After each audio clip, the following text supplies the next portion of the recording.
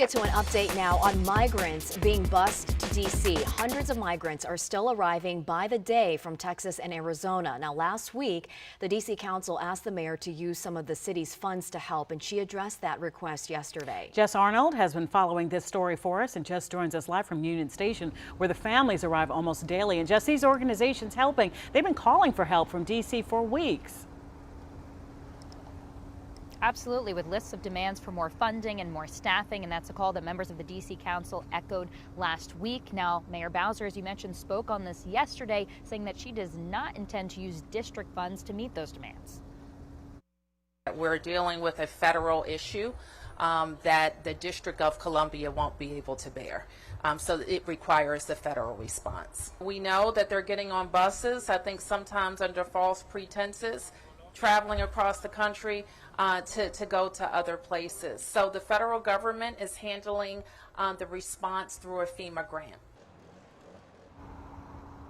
Mayor Bowser said instead she wants to focus on D.C. residents who are homeless and making sure that they have space in shelters. Now, we have also heard back from Texas Governor Greg Abbott on that allegation that the mayor mentioned. The families are getting on these buses under false pretenses. His press secretary said in a statement, in part, the only lie is the Biden administration telling the American people that our border is closed. President Biden's open border policies have created an ongoing humanitarian crisis, with our nation's capital now experiencing a fraction of the disaster created by President Biden's reckless open border policies that our state faces every single day.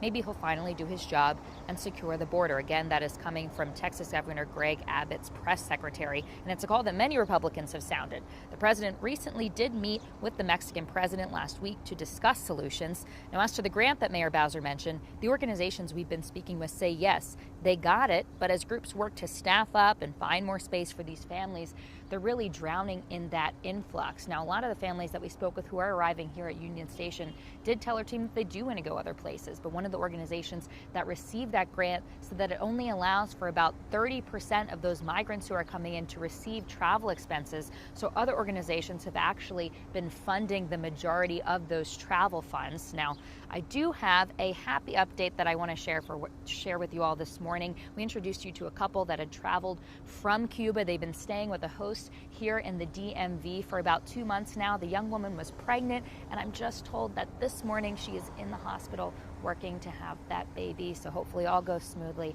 and a congrats to that family. For now, though, I'll send it back to you. Yes, congrats to them.